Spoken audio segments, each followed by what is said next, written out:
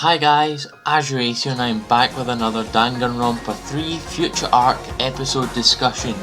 In the last episode, episode 4, everything started to go downhill as Sakakura attacked Kirigiri's group. However, through a surprise chain of events, was stopped by Tengan, who then went to see Munakata to try and reason with him. After a struggle with Munakata and Tengan, the two fell to their deaths as Munakata survived, with Tengan not being so lucky as he was impaled on a pole, beginning to bleed out. Miyaya attempted to stop Sakakura from following Naegi and Asahina, however was easily matched by the former Ultimate Boxer, with the reveal that Monica Towa is actually the one behind Miyaya's robotic exterior, as we come to episode 5, Dreams of Distant Days. As we get into the episode, we get a little bit of backstory behind Kimura, Ruruka and Sonosuke to continue on the kind of backstory plot that they've been building up throughout both Future Arc and Despair Arc for Ruruka, Kimura and Sonosuke. So on one rainy day when Kimura was coming out of school, she witnessed two dogs being run over by a motorbike. She then tried to give the dogs some medicine to allow them to survive. One of the dogs is sadly not as lucky as the other one. As Kimura looked up, she saw Ruruka and Sonosuke holding one of the dogs who was alive and well. We get a little interesting detail as the reason why Kimura had always refused to eat Ruruka's sweets is that if she did, it would have very dangerous side effects on her health as it would mess with the medicine that she's taken. It's a really nice piece of backstory, something that some of our deceased past characters would have benefited greatly from. However, the story turns to the worst as Kimura tells us that Ruruka began to take advantage of her. We switch back to the present as Kimura is still looking and she thinks she sees Sonosuke and slashes at him. However, it's actually a trap and she cuts her hand right open as it was made by the ultimate blacksmith, with Sonosuke telling her he's going to kill her here and now. Kimura does actually look around at the lights quite scared and we'll get into that soon. We cut to Munakata and Tengan talking. Munakata tells him he used to be much stronger and he asks why Tengan became such a coward. One thing I'll point out now is that over and over in this episode, Tengan keeps asking, "Is that a question? Then I must answer it." And this will be a very important factor that plays heavily into the latter stages of this episode. Tengan tells him that he thought that the way they were doing things right now was the wrong way to eliminate despair, and that they can't do it by starting a war and sacrificing people, where he does kind of very subtly implies that Munakata may have been the one that sacrificed Chisa, meaning that he was the one that killed Chisa. That would be crazy if that happened, but that obviously triggers Munakata. We switch again to Naegi and Asahina wondering if Miyaya is okay, whereupon a wall breaks down from nowhere as Sakakura walks out with a massive pipe in his hand. Asahina decides to fight, picking up a pipe or something like that. It looks like a pipe anyway. But she also reinforces the fact that Sakakura can't punch or he'll die by asking him why he isn't using his fists despite him being the ultimate boxer. As Asahina starts fighting him, we get this very smooth and nice transition into the Kimura and Sonosuke fight. He's throwing daggers or kunai or whatever at Kimura. She's blocking them easily and she stays away from Sonosuke, but she then smells this quote unquote sickeningly sweet smell as she flees and jumps at Ruruka, who's in a booth of some sort protected by glass. We get more flashbacks of the past and we really get to see how progressively manipulative Ruruka became over time with her exploitation of Kimura, which actually makes me feel kinda bad for Kimura because I do know how it feels to be exploited and taken advantage of, and it is not a nice feeling to know. Ruruka voices these flashbacks saying that the reason why she took advantage of her so much is because Kimura would never eat her sweets, and all Ruruka wanted was for Kimura to realise her prowess in confectioning, despite Kimura telling her over and over she'd die if she ate her sweets.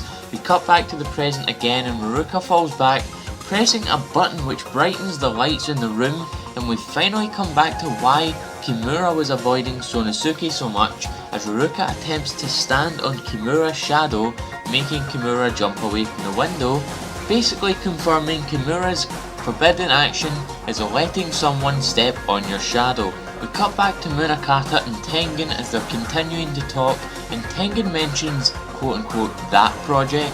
Now immediately you'd think he's meaning the Izuru Kamakura project, but honestly I don't think he means that, because he says yes there's that, as if he's implying that there's some other project going on. So maybe he's meaning the Neo World program, maybe he was kinda onto that, who knows, but he says he can't let the Izuru Kamakura project, or this quote-unquote other project that is being speculated on, go to waste, which makes Munakata sure that Tengan is in fact the traitor.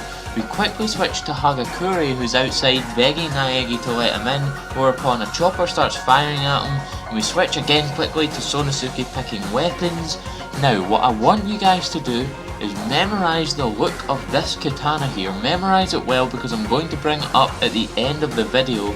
Hagakure jumps as a chopper, fires a rocket which shakes the building and makes one of the bookshelves in the room Sonosuke is in fall down, which reveals this very suspicious and mysterious Monokuma door, which says, "Congratulations, you found the secret entrance," which again I feel pushes forward the idea they may possibly be in a different building entirely. We switch back to Ruruka and Kimura, and Ruruka says if she finally eats her sweets, she'll let Kimura go. However, Kimura again tells her if she eats the sweets she will die, but Ruruka is too dumb apparently to realise that.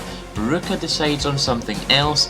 She says if Kimura kills Munakata, she will let her go, not because she is a remnant of despair or anything, but just because she doesn't like him and she thinks that this killing game will end if he dies. Kimura says that she cannot go through with that, as when she was expelled it was Munakata who personally handpicked and brought her into the Future Foundation, something that should be Kizakura's job to do. Kimura starts eating more and more drugs as her eyes turn from pink to black with a white pupil. As she starts to mutate even more, she starts jumping around the room, destroying all of the lights one by one. She then jumps at Ruruka and starts punching the glass as this really emotional dialogue starts happening, with Ruruka saying Kimura was her hero and she trusted her, and Kimura saying Ruruka was her friend, which is why she trusted her, and then them both asking where did it all go wrong. As Kimura breaks through the glass, Ruruka begins to run away with Kimura giving chase. As we switch back to Asahina and Sakakura fighting, we see Ruruka run past them, with Kimura jumping in, almost swiping Sakakura, who jumps out of the way. She sees the cut on Asahina's arm and goes to give her pills, but a wall breaks down in the hall as Miyaya comes breaking through, as we get to see Monica working her magic behind the scenes. She then fires missiles at Kimura which allow Asahina and Naegi to escape. We cut to the meeting room with Kizakura asking if Kirigiri found anything, and she says she found quite a lot, telling them that she's now going to go look at Gozu's body, and I assume all three of them head off to go and see Gozu. We cut again to Munakata and Tengan. Munakata asks why someone like Tengan would join the remnants of despair, and he again says he must answer the question, saying he is not a remnant of despair. And then Munakata asks if you're that certain, then you know the attacker's identity, and Tengan asks again, is that a question? If it is, I have to answer it. He then starts to mutely mouth to Munakata who the traitor is, and we can't hear him. However, whoever Tengan says sparks a major reaction out of Munakata, and Munakata asks if that is true, with Tengan saying yes and confirming his forbidden action. He is not allowed to answer a question with a lie. Munakata starts laughing, saying that's not enough to persuade him. He lunges at Tengan, but Tengan rips the pole out of him and stabs Munakata in the eye with it, blood pouring out everywhere as Munakata slices through Tengan's neck. Munakata says Tengan knows nothing about him or his plan, so does that mean that Munakata is the traitor? Is the person that Tengan said Munakata? This is all starting to go full throttle now, but we're not done yet. Tengan asks one final question, Hope, where do you suppose you will find that answer? As he sadly becomes our fourth victim to the killing game. Munakata checks the bangle which has 1 minute left, taking his bloody jacket off and walking away. We switch to a scene with Kimura walking sadly in the hallways as she sits down and looks at a small container saying Cure W on it and asks why she kept failing, referring to Chisa and Bandai. Kimura is a very misunderstood character. She just wants to save and help everyone. I feel so bad for her. She lies down and looks at one piece of candy that Ruruka gave her in the past. As the bangle goes down to 0 and the jingle goes off, we get one final flashback with Ruruka giving Kimura the candy that she was looking at in the scene prior. This very sad piano music starts playing, and we see the candy lying on the ground as blood starts flowing towards it. And that's right everyone, we have our 5th victim of this killing game, as Seiko Kimura has fallen at the hands of our traitor, as she is crucified up against the wall with a knife in her, just like Chisa and just like Gozu, as the episode ends there. However, after the credits, we get something very unusual that we've never gotten in the future arc, as we get an after credits scene, not previews, just a scene, as we see Munakata injecting himself with something into his arm, and we see a katana. Now remember when I said earlier to memorize the look of the katana Sonosuke saw? Well, look at this. It has the same design on it, it has the same hilt, it is the exact same katana we saw in the room with Sonosuke. However, the camera pans up and Munakata is panting heavily as he opens his eyes to reveal he has the same black and white eye ability as Kimura had, and that can only really mean one thing. He killed Kimura and took her medicine, as his final line says, "Now, time to end this," as the episode truly ends there. Oh my god man, my overall thoughts for this episode, easily the best and craziest episode we have had yet. I thought the whole Monica reveal was crazy, but this episode is on a whole different level guys. First of all, Kimura, Ruruka and Sonosuke's backstory is so sad. It started off so well for them until Ruruka started taking advantage of Kimura, and like I said, I've had experience and it's not fun to be taken advantage of, and I just feel so much more relatable to Kimura now and see that she was just a character who was totally misunderstood by everyone and was taken completely for granted, which we saw very sorely led to her demise at the end of the episode. Tengan's badassery also continued till death.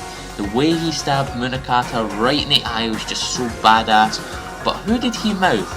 I personally feel there's only 3 people in the entire world who could evoke that kind of reaction out of Munakata, and that is Juzo Sakakura, Chisa Yukizomi and himself, and I feel it was the latter after everything Munakata said and did in this episode. I have a strong suspicion that he is the traitor. It would explain why he said Tengan knew nothing about his plan despite Tengan not lying to him. There was also the fact that after he killed Tengan, he had that black eye with the white pupil, the exact same as Kimura had. The only way I feel he could have gotten that is through killing Kimura. Please leave your thoughts about that, because this was crazy. And finally, that mysterious Monokuma door. I wonder what it is and where it leads. Could Sonosuke have gone down it to investigate, or did Munakata use it to grab that katana from the same room? Who knows? But nevertheless, that's all for this utterly crazy episode. Can't wait for the next one. Everything is starting to come together now. But as always, if you guys enjoyed this video, please leave a like and a comment in the comment section below. Share this amongst your friends. I have been AzureAce, and thank you for coming to the video. It is I, Vegeta, the Prince of all Saiyans, and you're watching AzureAce. Subscribe for more content like this one.